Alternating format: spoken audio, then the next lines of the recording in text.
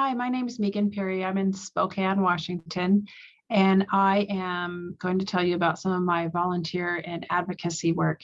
I was raised a Jehovah's Witness. I'm the third child of 7 children in my home, and my grandmother also lived with us. So we were participating in advocacy and outreach and volunteer work when I was a young child. We got to help with the quick build of the kingdom halls that we worshiped in, and I frequently saw my parents doing for others. And so it was just kind of a way of life for us when we were kids. I was incarcerated when I was a young mom. I was a teen mom and was incarcerated when my son was just 3 years old. And when I came home from incarceration, I had this beautiful brown baby that I wanted to be a good parent to and really didn't know how to. And so I looked to others in the community who I thought were great parents. And my parents' neighbors had me join the PTA, which I would have never, ever said I would do as a young mom. And those were the first board meetings that I got to attend and really see how a nonprofit runs and how to raise membership and throw carnivals so we could have some funds to support the kids' activities. Through that process, I became a Cub Scout mom. So I was a den mom, and we'd hold regular den meetings and do Cub Scout things. One time we camped out in the snow. I didn't think it was very fun. And then through that process, my son decided that he was more interested in basketball than he was Cub Scouts. And so I became a YMCA youth basketball coach. I think I coached 5 different teams, and it was amazing. I still have lifelong friends from those parents that I met. And I love pulling up to a coffee stand and hearing, "Hey, coach, do you want a tall or a short with that?" And so I really enjoyed coaching, and it helped me to become an active member in our community. My employer encouraged it too, which was really great. Through that process, we would do a lot of outreach with the kids. The kids would do programs where they went on to play AAU and they had to raise money. And so we would do things in the community, car washes and barbecue sales and things like that. And I started an outreach program through one of our local churches to go meet with the people that were at the work release programs coming home from prison. And we would talk about how we could connect to the community and what was going to be successful in our reentry plans. And really, I think those closest to the problem have the answers. We just aren't always involved. So it was great to be involved with my peers who were coming home. Through that process, it changed my life, and I decided that I wanted to be an addiction studies counselor. And so I went to the Spokane Falls Community College and joined the Addiction Studies Club. And we would go out at night when the temperatures were single digit and give out food and clothing, blankets, and do what we could to get people to go to the shelters and access the shelters.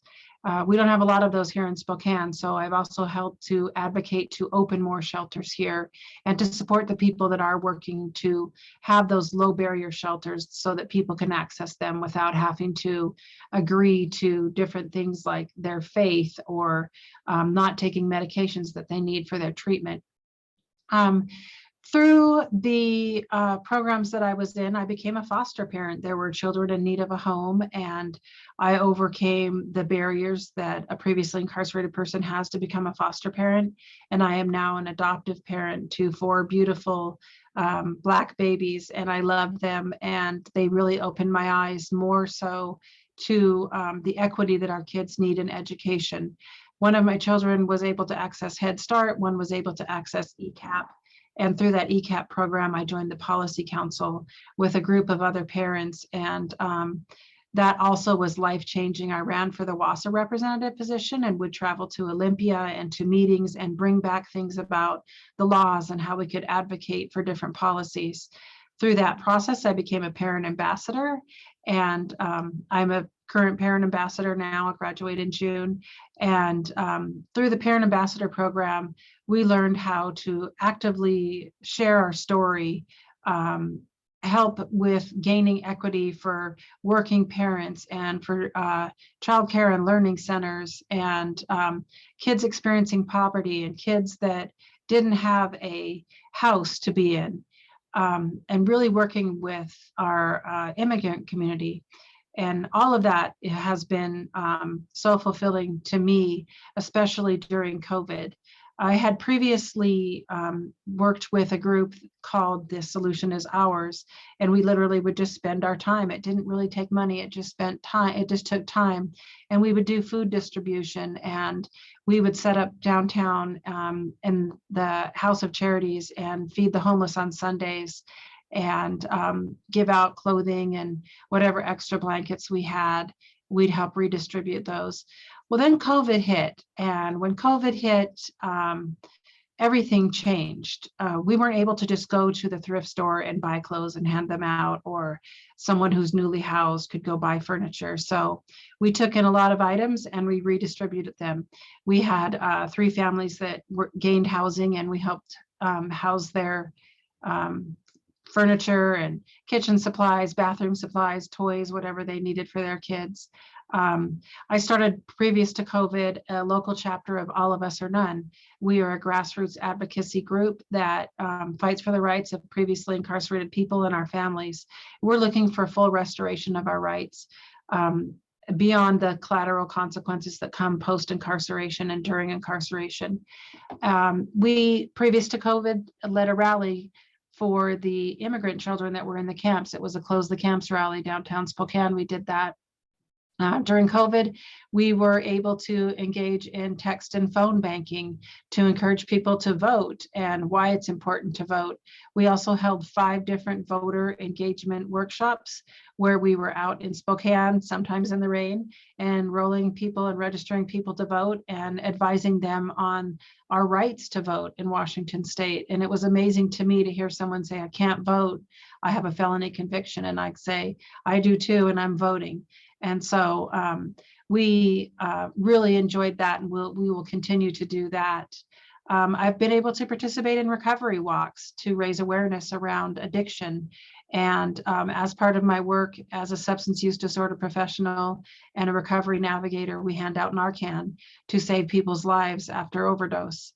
I've been able to cook food and take it to low barrier treatments and facilities and shelters. During COVID, there were nowhere for our people to go, and we participated in that. I've been able to coordinate with families to help them to navigate the CPS process. We have participated in some car rallies. We got to take all of our children with us for one car rally and made our own signs and raised awareness around the procedure for no-knock warrants, and talked about the murder of George Floyd. And we actively engage our children in the processes that we are engaged in. We led a workshop for young children to tell their story. And my oldest daughter told her story in front of the school board here in Spokane to ask them to remove the police from her school and give her people who would support her in her process for an equitable education. And then we support newly released people when they come home. I can't imagine when I was released from prison if I would have came home to here, wear this mask, and there's a pandemic and there's nowhere to live and no resources for you. Everything's just destitute. So we partner with the Jail Prevention Project here in Spokane, and we call people who are newly released and see if we can help to connect them. I still do, as part of my employment, a project in the jails and in the hospitals where I navigate people to medically assisted treatment for their opiate use disorders and help them to access treatment. And I still advocate for treatment first in Washington state.